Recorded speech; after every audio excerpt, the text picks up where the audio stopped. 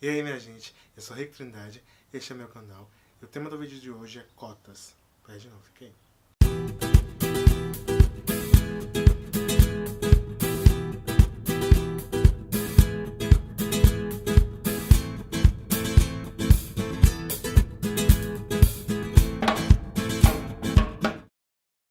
A Lei de Cotas é a lei de número 12.711 do ano de 2012 e ela também é conhecida como ação afirmativa. Ela reserva vagas para determinados grupos. O sistema de cotas ele foi criado para dar acesso a negros, índios, deficientes, estudantes de baixa renda ou de escolas públicas, em universidades, mercado de trabalho, concurso público, etc.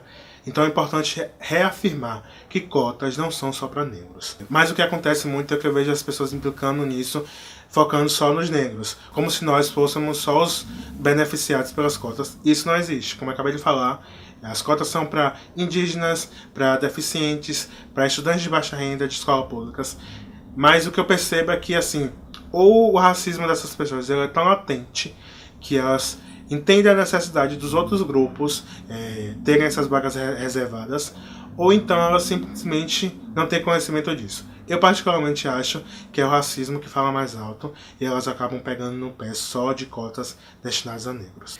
Para você ter uma ideia, no ano de 1997, 1,8% das pessoas que se declararam negros na faixa etária entre 18 e 24 anos tinham acesso frequentado à universidade. Visto isso, o movimento negro ele entendeu a necessidade de pressionar para que houvesse políticas públicas para que mais negros pudessem, enfim, ingressar na universidade. Em 2011, esse número aumentou para 11,9%, ou seja, quase 1.000%. E ainda, segundo dados do IBGE, em 2016, esse número aumentou um pouquinho mais para 12,8%. Em 2014, pouco mais de 30% das vagas em institutos federais e quase 23% das vagas em universidades foram destinadas para pretos e pardos. Algumas pessoas questionam o porquê da necessidade de cotas. A gente fala muito sobre reparação histórica. A gente sabe que o Brasil viveu quase 400 anos de escravidão. E durante esse período, os escravizados eles viviam, trabalhavam para sustentar e para dar riqueza aos brancos, e pouco tinham. No pós-abolição, essa história não mudou muito, porque quando eles foram libertos, eles não tiveram oportunidade de trabalho, eles não tiveram trabalho remunerado, eles não tiveram a oportunidade de ter uma terra para recomeçar. Diferente de alguns outros imigrantes que tiveram a oportunidade de pelo menos ter trabalho remunerado. Ou seja, os negros quando libertos, eles tiveram que se amontoar nas favelas, hoje conhecido como favelas, comunidades, e a partir daí tentar reconstruir o seu futuro. E mesmo assim trabalhavam para brancos, então não tiveram a oportunidade que alguns imigrantes tiveram. Ou seja, a gente sabe que historicamente alguns grupos eles detêm privilégios e outros grupos não têm. Isso é histórico, a gente percebe, a gente consegue identificar isso. E as cotas elas servem para tentar reparar um pouco isso. Ou seja, a gente sabe que historicamente o povo preto ele foi prejudicado. A gente sabe da dificuldade que era tanto na escravidão, e a gente sabe como a dificuldade se deu depois da escravidão e até hoje. Então a necessidade das cotas é para isso. É para tentar reparar esses descendentes dos escravizados que sofrem as consequências desse período até hoje. Vale ressaltar que eu fui um negro cotista e eu entrei através de cotas. Recentemente, eu estava conversando, o assunto não era diretamente sobre cotas, mas sobre um candidato e tal, que eu não vou citar nomes, e um rapaz falou que cotas servia para negros preguiçosos, que não queriam estudar e tal, e queriam se aproveitar das cotas para entrar na universidade. Bom, vale ressaltar que cotas não facilitam a vida de ninguém. Eu sou a prova viva disso.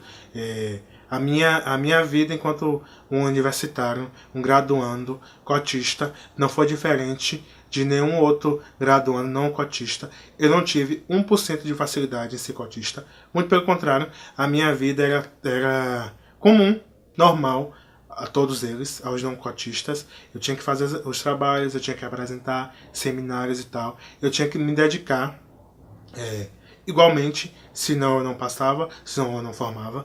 E é muito cruel ouvir, principalmente uma pessoa negra, falar que que cotas são para negros preguiçosos, quando na verdade, no meio da minha graduação, começou um período turbulento na minha vida e eu não podia desistir, porque eu sabia da importância, principalmente para o meu pai, que abriu mão de muitas coisas para que eu pudesse estudar. Então, a única coisa que eu não tinha era preguiça. Eu tinha estágio de manhã, eu tinha aula à tarde, eu saía nesse meio termo. Às vezes, meu pai estava internado, então eu saía da universidade, ia para o hospital, visitava ele, depois vinha para casa fazer os trabalhos domésticos, trabalho da universidade também, e no outro dia tinha que estar de pé cedo para ir para a universidade, para o estágio.